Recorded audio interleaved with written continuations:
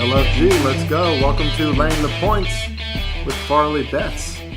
I am FarleyBets, and this is the second episode of Laying the Points with FarleyBets here at theoddsbreakers.com. Pleasure to be with you here for a second episode. The inaugural is over. We're officially a podcast. This is the second episode. You need a second episode after the first, if you know what I'm saying. And we're moving on. We're going to do this over and over and over again.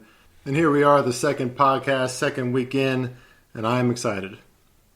You can find this podcast everywhere you find podcasts, Spotify, iTunes, go on your phone and search for podcasts, Google Play, all the places where you find podcasts, as well as getting it at theoddsbreakers.com, which is your number one place for shared, sharp betting information. I'm really excited today, guys. It is in the 70s here in Baltimore. The sun is out, and it is my bachelor party week. I'm 1 day away to spend 3 days with the boys. Should be a great time. Can't tell you where I'm going. You don't want to know. It's going to be crazy. It's going to be a show. Cannot wait. Brief little rant before I get into this podcast here. I want to talk to you guys today about NFL win totals. Get to talk a little bit of football today. Love talking football any chance I can get. Very excited to get into that, and then I'll give you some look-ahead bets that I'm looking at for this week in the world of NBA sports betting. But the thing I want to say real quickly is that just be careful who you listen to and who you follow for sports betting. You know, I'm not here to blow smoke up your ass. I don't have time for that. It's not my style. If I sucked, you would probably be able to quickly tell. I'm not good at trying to pretend that I'm good at anything. And hopefully you find that the Odds Breakers is your one-stop shop. I mean, you can find information about virtually every sport that exists and how to bet on it at theoddsbreakers.com. You can also, there are great sites out there like ats.io. They're doing great stuff at Wager Talk. There's reputable sources for sports betting information. But sports betting is kind of becoming a lot like music, or like wrestling back in the day. Wrestling used to be, people used to think it was stupid during the Attitude Era, even though everybody knew who the hell Stone Cold Steve Austin and The Rock were, and Hulk Hogan and The Undertaker. Everybody knew, but nobody wanted to say that they watched. Like, it wasn't cool. Now it's in vogue, now everyone has Austin 316 shirts on. I was wearing that shit when I was 10 years old, but whatever.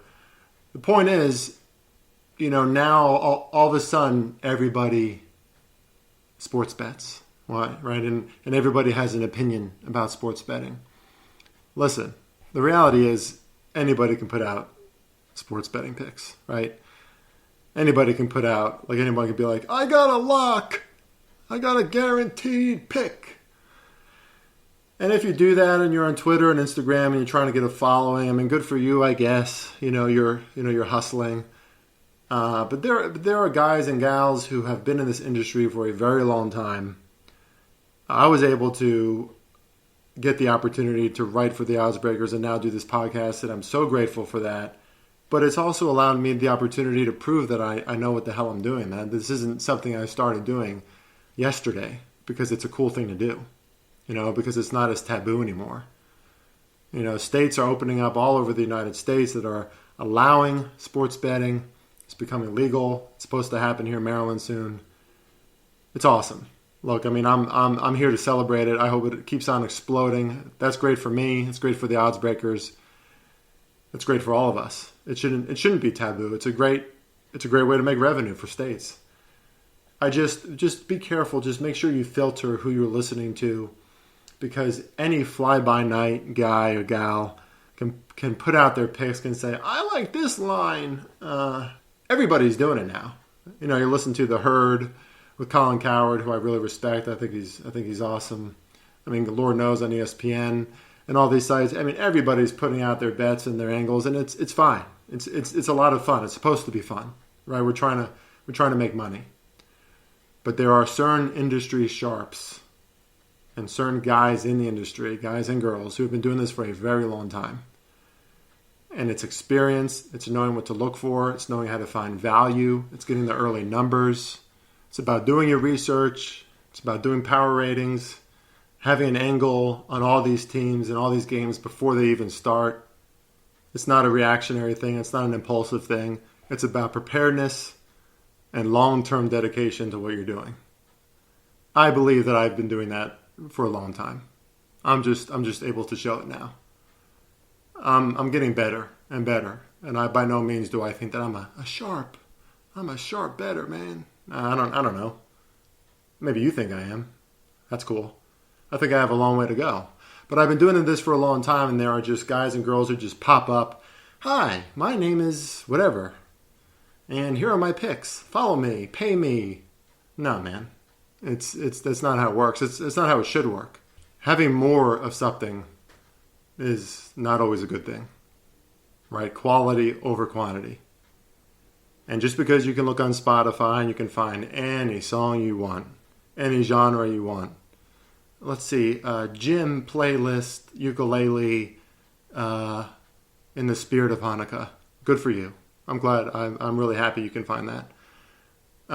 Quantity is cool. Quality, when it comes to sports betting, is better. That's what we're trying to do at the Odds Breakers. That's what some sites are trying to do. Some others, they're just there as an option. And you can pay them if you want.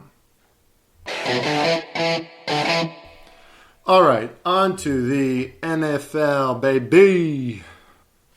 All right, we are going to talk about NFL futures, specifically NFL win totals for the 2021 season. Now, remember, this is a NFL season that's now going to be 18 weeks, 17 games for every team. So you got to look at these win totals a little differently. 17 games is different than 16.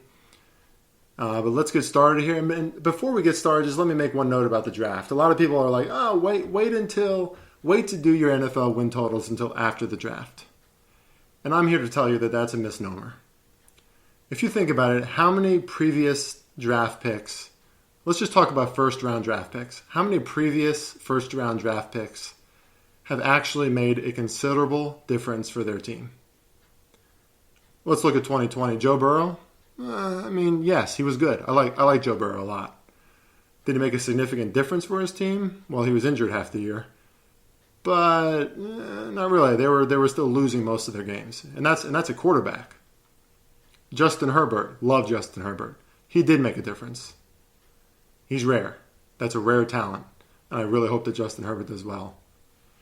I guess you could say Tristan Wirfs made a difference for the Bucs. The kind of difference that that changes the outlook of a team's win total. And I don't know about that. He certainly protected Tom Brady really well, which is huge. Devin White, incredible, right? Difference maker. I don't know if he changed the team.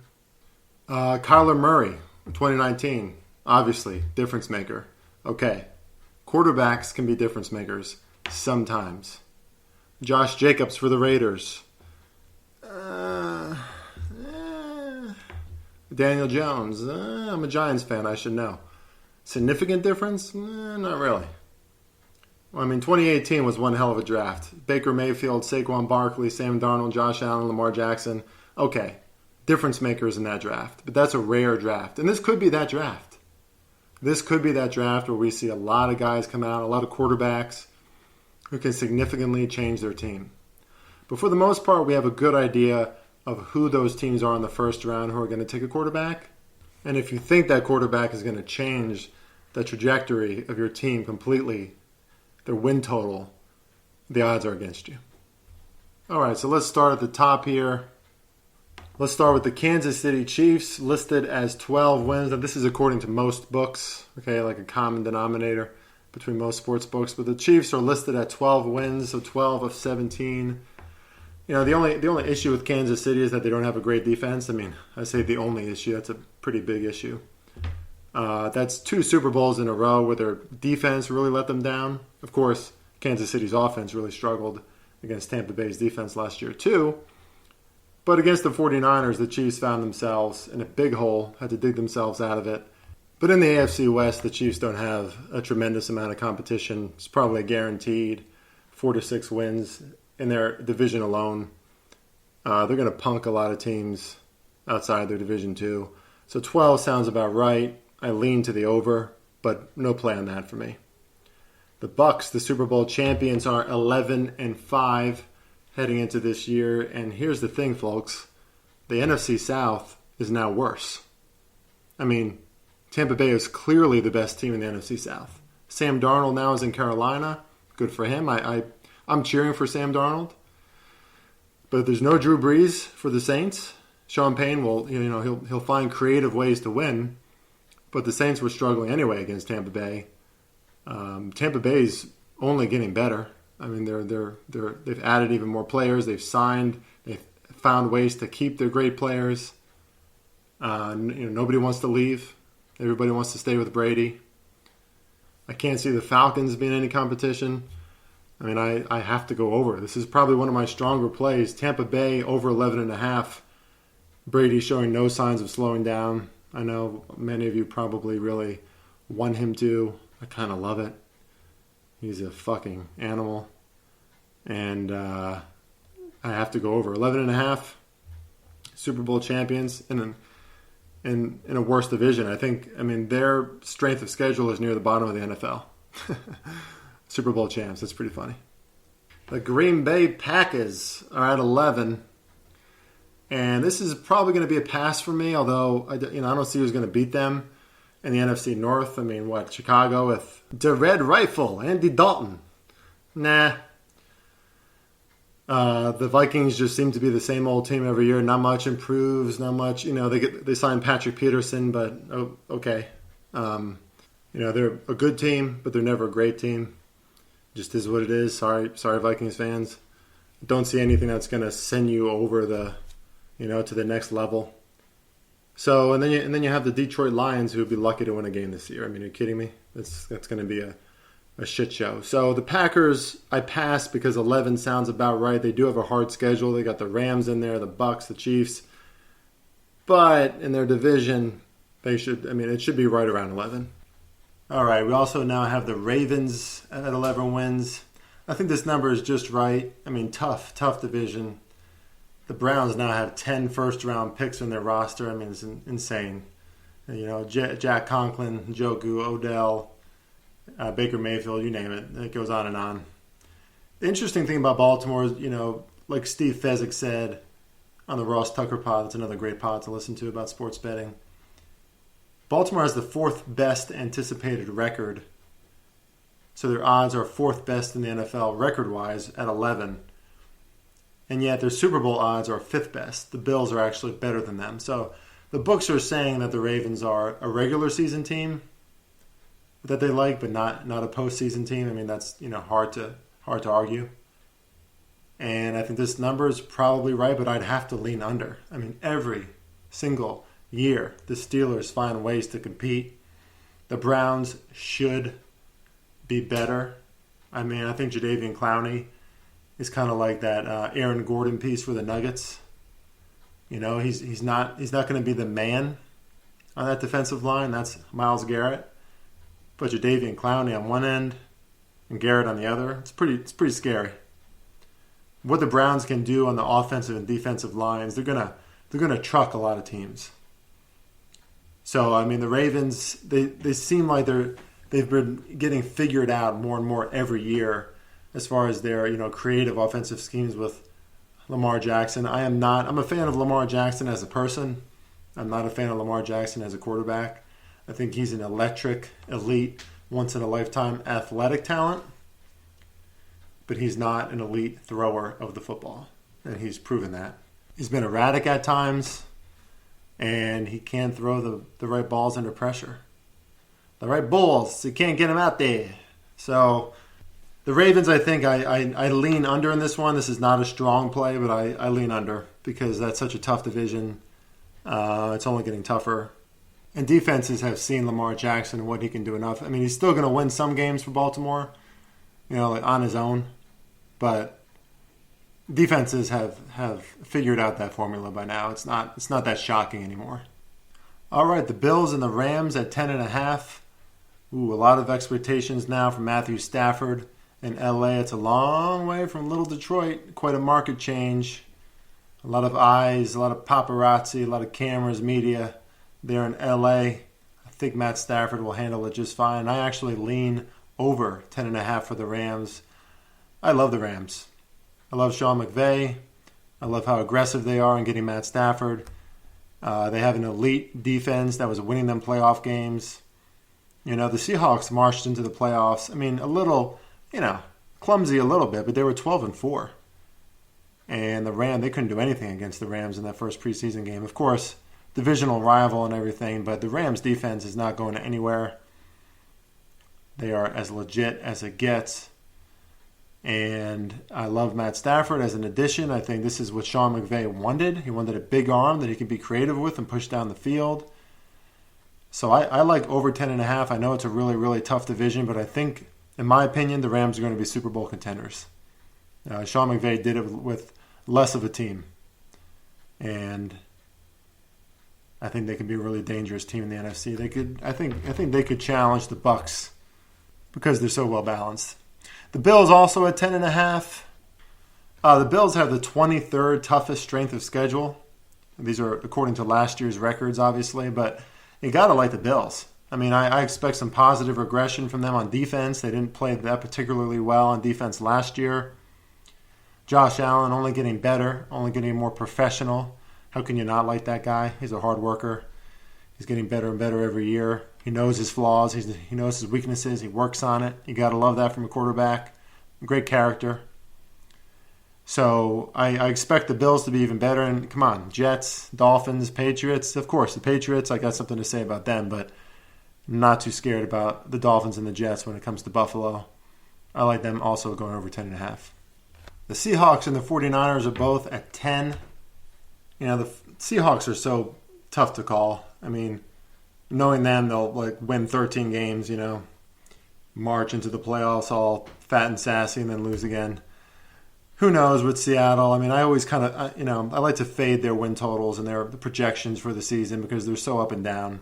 I mean, they're always a solid team as far as, they usually get to the playoffs, but they're like a soft winning team, They don't have the same defense that they used to have. So I'm going to fade a play on the Seahawks, but the 49ers are interesting. Apparently the 49ers are not favoring Mac Jones anymore, which I think is a good thing. Mac Jones, for a lot of reasons, is not the best prospect at quarterback. Again, in my opinion, but also kind of some of the stats prove it. He's gotten a little bit of trouble in his past. I mean, he was playing with the most elite wide receivers at Alabama. Everybody was open. The SEC was not what it usually is last year. Not a lot of great defenses, all offense. Mac Jones will be lucky to be a serviceable quarterback in the NFL. In my opinion, I mean, I'm cheering for the guy. I don't hate the guy. I cheer for all these guys, but just realistically speaking, athletically, what he brings to the table, I don't see it. So the 49ers not picking Mac Jones gives me hope. If they go with Trey Lance or Justin Fields, I think the 49ers are really, really interesting. They were plagued by a bunch of injuries last year. Deebo Samuel, Raheem Mostert, Dee Ford. They're going to look a lot better this year, a lot healthier.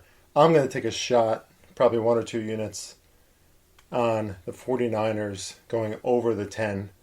Rams and 49ers battling all year. I think the Seahawks take a hit.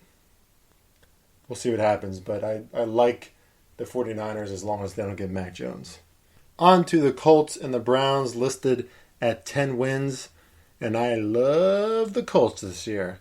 Oh yeah, baby! Hey, I love the Colts! That's my Harry Carey. Love the Colts and the Browns. I'm sorry, I don't love the Browns necessarily, but I love the Colts at 10. This will be my biggest play for future win totals. I do think that Carson Wentz is going to fare much better there. In Indy, that's more his market. He's a Midwest kid, Indianapolis, right there in the core of America, Midwest, good people. Not that the Northeast, where I'm from, isn't full of good people, but it's a different pace in the Midwest. I think Carson Wentz is going to be much more comfortable out there, and he's proven under Frank Reich what he can do in that offensive scheme. They have a great relationship. Something was going on between Doug Peterson and Carson Wentz. That was weird. Carson Wentz still has a ton of talent. I know he sucked last year, believe me. I witnessed it. I loved it because I'm a Giants fan. But I think the Colts, all they needed was a quarterback piece who can take them to the next level. Phillip Rivers did a good job last year, but he was very limited. The Colts are stacked on both sides of the ball, and especially in the AFC South. I mean, don't expect the Jaguars overnight to become a much better team. They have a lot of work to do, more than just Trevor Lawrence. And forget about it with the Texans. The Texans could be like the Lions. I don't know if the Texans are going to win a single game all year. Whether Deshaun Watson plays or not. J.J. Watt gone, the spirit of that team gone, coaching all over the place, front management all over the place. I hate the Texans this year, and I think the Colts are gonna boat race both Jacksonville and Houston, and they'll probably split it with Tennessee, but that's a guaranteed 5 wins right there, and they're good enough to get 5 more easily. Going to eclipse 10 in my opinion. The Browns should be able to win 10 games. I mean, I was impressed by Baker Mayfield last year. He's quieter. He was more stable as a leader. He made the right passes at the right times under pressure. As much as I hate to admit it, because I was not a Baker fan in his rookie year on all those damn commercials, he played really well last year. And like I said before, the Browns have 10 first-round picks on their team. They are talent heavy. I'm going to go over for the Browns. I think the Browns might be, get ready for it, the AFC North champions. All right, we're going to go a little more rapid fire here to finish this thing off. Titans at 9.5. Again, it'll be the Colts and the Titans show. I think this line is about right, but I lean over. They find ways to win games as well. I think the Jaguars and the Texans are just the bottom of the barrel, and it'll be the Titans and the Colts all year. Lean over, but 9.5 sounds right to me. Saints, I lean under, but all Sean Payton does is devise new ways to score points and win. He's the, next to Kyle Shanahan, like I said, I think he's the best in the game at that, at being creative. Whether it's Taysom Hill, or Jameis Winston, I don't think it'll matter. I'm going to fade this play because there's too much unknown with that team right now. But they do have one of the easiest schedules in the league. Their strength of schedule is rated at 27th. Sean Payton, he'll probably find a way, but I lean under there. The Cowboys, yikes, the Cowboys. Who's a fan of the Cowboys? Probably bandwagoners. No, I'm just kidding. There's plenty of good Cowboys fans out there. Plenty of good ones. A lot of good apples. But what's interesting here is that the Cowboys are listed at 9.5, and that is by far the lowest of all the top division teams in the NFL. So that, says a lot about the NFC East. And guess what? I don't like it. I would lean under for the Cowboys, and most of that, I'll get to it later, is because of the Washington football team. As much as I hate to admit that, I think Washington can be pretty dangerous this year. I do think the Giants are going to be better as well. The Eagles are never an easy out. Cowboys have a lot of work to do on defense. I know they're putting forth, they're signing players. They spend too much money signing players, but they're putting forth their resources and their energy toward that defense. Dak is going to be back, obviously, but I do not think that the Cowboys are a shoo-in in the NFC East. And I think, if anything, the most formidable team is the Washington football team. And we'll talk more about that. The Steelers coming in at 9 would not surprise me if they were in first place in the AFC North again. Not last year, but you know what I mean. They're always a surprise. That being said, I do think that this is the year where they become a little more humbled. They get a little more humbled. I think it's Big Ben's final dance. I think Juju is out of control. And I just don't. They lost a few players on defense. They lost Bud Dupree. I don't love that. Still a very formidable defense, but I think that the Ravens and the Browns are going to shine in that division, so I would lean under. Patriots coming in at 9 with extra juice. Ho, ho, ho! Here comes Billy B. This is a really interesting one. Patriots making a ton of offseason moves, very aggressive. And obviously, most experts think they're going to be shooting for a quarterback. Rumblings of them trading up for an even higher pick. I like the over here. I think Bill Belichick, although he won't admit it, does not like the fact that Tom Brady is winning and he's not. He does not like to have a losing year, of course. Bill is going to want to flex hard this year.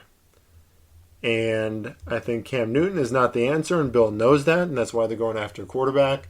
Don't be surprised if there's a lot of creativity this year. There's a much better defense. Remember, there was a ton of players who chose to sit out last year because of COVID. They're all coming back. It's going to be a healthier team, a more complete team, a more talented team, and Bill's pissed. So I'll take the 9. This is my second favorite play. I'll take over 9 all day with the Patriots. Dolphins sit at 9. I don't like Tua. I'll start off by saying that. He looked confused last year. He's a good kid. Okay, there's a lot of good people in this world. You know? I mean, what does that matter? I love when people say that when they're dating somebody who they really want to hang on to because they don't have the nerve, to break up with them and separate from them, and they're like, oh, but this person is such a good person, he's so great. She's amazing, isn't she? Yeah. There's a lot of amazing people in the world. There's a lot of good people in the world. Tua looks like a great, great kid. I don't think he has the tools in the tool shed to be a great quarterback. I think that's going to bring down the Dolphins this year, and I don't think that they're going to reach 9. I think this is an experimental year again for the Dolphins. I think 2022, we could see a new quarterback, could see a more exciting team. I love their team as a whole, and I love their coaching staff, but I can't bank over 9 wins on Tua. I can't do it, especially if I think that the Patriots are going to be better and that the Bills are going to be up there in the win column. All right, moving on. The Vikings sit at 8.5. I guess, I'm sorry, guys. If there's any Vikings fans out there listening to this, I'm sorry, but the Vikings are just kind of boring to me. I lean over here because they're probably easily the second best team in the NFC North. Patrick Peterson and Xavier Woods are on the team, but they're just not thrilling to me. The Packers should have an easy road again to the playoffs. 8.5 sounds about right. Washington at 8. I hate to say this, but man, oh man, I have to go over here. Is Ryan Fitzpatrick really that good? No. Okay, he's popular. People love Fitz. He's exciting. He makes things happen. He has those 55-point games every now and then. Ryan Fitzpatrick is not an elite NFL quarterback. But what he does is he provides stability and ability at the quarterback position that Washington has not had for quite some time.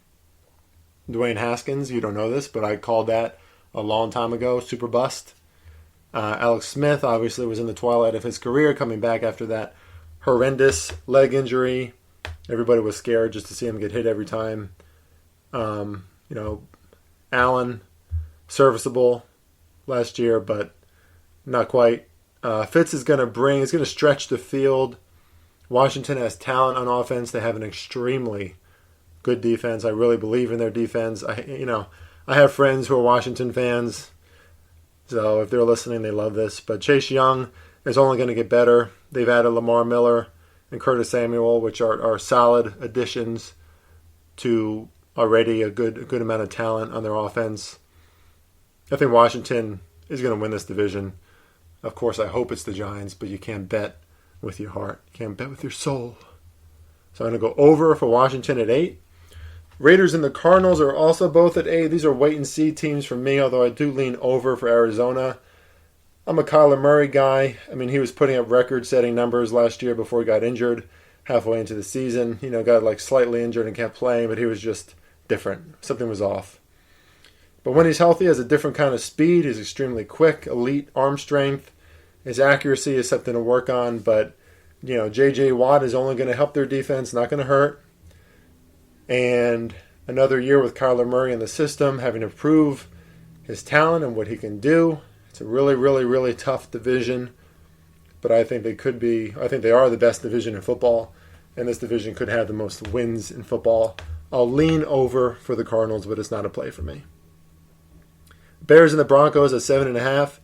If these teams were smart, they would both pick up a quarterback in the draft. Either way, they're experimental at best, but I lean under just because of all the talent in their division that should eat them alive.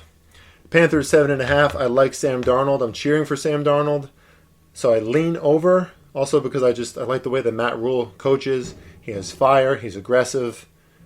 But I don't know. I mean, somebody else has to peek out under that NFC South hood, right? They have to show up a little bit because the Saints could really take a hit. The Bucs are going to dominate. Who's going to be that second team, the feisty team? Carolina was very feisty in multiple spots last year. Do I like them to go over 7.5 though? Still, I mean, I guess I said I lean over initially, but I'm kind of talking myself out of that. I mean, 8 wins for the Panthers, even with 17 games, it feels like a lot. Just a lean. What's next here? Okay, we're wrapping this one up. Eagles and the Giants at 7. Great. My arch nemesis. I grew up an hour east of Philly, so I had to deal with Eagles fans all the time, and that's when Donovan McNabb and the Eagles were always getting to the playoffs, and oh my God, it was bad. The Giants are going to be better this year. I'm telling you, the Giants are going to be better. But are the Giants going to go over 7 wins? I don't bet on the Giants in positions like this because I'm going to, obviously I'm going to want to bet them over. They're going to be better. Are they going to be over 7 wins better? I lean to the over, but I can't make a bet on my Giants because that's just doubly heartbreaking. I think the Eagles are going to fall under, though. This is a organization in crisis. Kind of reminds me of the Giants after they won that second Super Bowl back in 2011, and then, they didn't really make any changes and sort of imploded, and a lot of losing seasons came after that. The Eagles are going to be in experimental mode this year, experimentation mode, and I expect them to fly under. This is not going to be a good team. I kind of like Jalen Hurt, but nah. 7 wins in an already poor NFC East. I mean, the good thing about the NFC East is all these teams have easy schedules because they're in the NFC East. But I still think the Eagles fall under. Let's wrap this thing up. We got the Bengals at 6.5. I want to go over here. I like Joey Burrow, but they have so far to come as a team. They're probably one of the most talent-poor teams in the NFL. Same story for the Jets. The Jets at 6. Have to lean under just because they're so talent-poor. Who knows what's going to happen in the draft? Maybe the Jets sign a generational quarterback and everything changes, but they have so many holes on offense and defense. Got to go 6 under. And Texans and Lions are at 5. Jaguars are at 6. And all those teams I got to also go way under. I think the Lions and Texans might be lucky to win a few games this year. And the Jaguars at 6. Listen, it's exciting, to see Trevor Lawrence there with Urban Meyer. It's exciting. And I think they're in the process of improving. But the Titans aren't going anywhere. The Colts aren't going anywhere. And the Jaguars, as a team, are not going to get better overnight. I think Trevor Lawrence is a generational talent. He could take him to 6 wins. Going to 7 wins, I don't know. That's a little too high for me. 6 feels about right. So I lean under for the Jaguars, Texans and Lions, and Jets under. All right, let's wrap this puppy up. I'm going to go rapid fire at some NBA games I'm looking at this week to bet on. So look out for these as they come about. Wednesday, the Suns at the Sixers. I lean Suns in this one, especially if the Sixers are favored or if the Suns are like 1 possession favorites. The Suns are really, really good. I mean, really, really, really good. They're resilient. They're tough. They don't get injured. Back-to-back games, doesn't matter. They win. I love Philly, too. I think Philly's one of the toughest teams in the NBA as well. They're great at the rim. And I think they're going to go deep in the playoffs. But if the Suns are getting value here, you got to side with the Suns. So watch out for that. Watch for Steph Curry to score 50 points against the Wizards. I think I just saw a stat that Steph has scored over 30 points now in 11 straight games, making a great case for the MVP. I'd be fine with that if it wasn't for Steph Curry. And what's the definition of an MVP? If it isn't for that player, that team sucks, right? Steph Curry he's like willing the Warriors to get into the playoffs. It's pretty impressive to watch. He's going to go up against the Wizards on Wednesday. If he plays, if his ankle is healthy, it looked healthy the other night. Watch out. Look at those player props for Steph Curry. I think the Clippers are going to beat Memphis. Memphis has been really good lately, but watch the line here. If it's under 6 favoring the Clippers, then I would hammer the Clippers in that one. Memphis has been beating good teams, but the Grizzlies are one of these teams where when they do face really, truly elite teams, they fold. And the Clippers are about as balanced. I think they're like top 7, both in offensive and defensive efficiency. As long as all their starters, obviously, for all these NBA bets, as long as all the key players start, then I would be all over the Clippers in that one, especially if they get a low number. Upset watch, Nuggets at Portland. Let's see what Portland does tonight. This is Tuesday night that I'm recording this. And the Blazers are facing the Clippers tonight. I expect the Clippers to have no issue winning that game tonight. So Portland, especially if Lillard comes back tomorrow night, Wednesday, look out for an upset. The Nuggets love to blow games like this. And Portland is not an easy place to play if Lillard is healthy and on fire. Thursday, Milwaukee is at home against Philly. I would not be shocked if the Bucks boat race the Sixers in this one. Does not mean that the Bucks are the better team, but the Sixers are coming off a really tough back-to-back in this one. The Sixers are facing the Suns on Wednesday night, and then they go Thursday to Milwaukee. That's really, really tough. Two of the best teams in the NBA. So obviously it's probably going to be, again, about who's resting and who's not. But Milwaukee at home, they play fast. They can be very overwhelming, especially if Giannis is getting into the front court. Now, Philly is built to stop that attack, but Philly's going to be tired. It's going to be a really tough game against the Suns, and the Bucks really need to start adding up those wins. It was a great point made. I forget who said it on a podcast I listened to, but it is important in the East to get that number 1 or number 2 seed. Your road to the championship is going to be much harder if you're not the 1 or 2 seed. If you're the 1 or 2 seed, you're probably going to cruise all the way to the Eastern Conference Championship. That's where the Bucks want to be. That's not where the Bucks are right now, so they need to stack up some wins. Phoenix at Boston is another really interesting game. Obviously, Phoenix is also off the back-to-back. Boston is playing better. They did lose last night. That was a surprising loss against the Bulls, but the Celtics are playing much better on defense. And again, Phoenix might be a little hurt, a little stumbling, a little tired coming into that game on Thursday too. So just look for value on the Celtics and look for value on the Bucks on Thursday night. Friday, Denver at Golden State. If Denver blows out or handily beats Portland on Wednesday, look out for Golden State to pull off an upset here as well. I'm going to be probably valuing or looking towards the dog on Friday night with Golden State. And Memphis versus Portland on Friday. I love points in this one. Memphis has been, I don't know if you saw my stat that I put in my article on Monday, but the Grizzlies have been averaging like 234, or their games have been averaging 234 points per game. It's like 232 or 234 or something like that. So just, they do play well on defense, but they're scoring a ton and they're allowing a ton of points. Portland can score. Lillard should be back by then. Portland needs to stack up wins. I expect a ton of offense, and I expect the total to not reflect what it should. Just like the Grizzlies and Nuggets game, I think it was listed at like 228, and it soared over. So love the over in Grizzlies versus Portland as long as it's like under 235. All right, I got things to do. I got to get ready for my batch party. I got a whole week of sports betting and writing and things to prepare for as well. Please check me out on Instagram and Twitter at FarleyBets. That's FarleyBets, FarleyBets. I'm on Instagram. I'm on Twitter.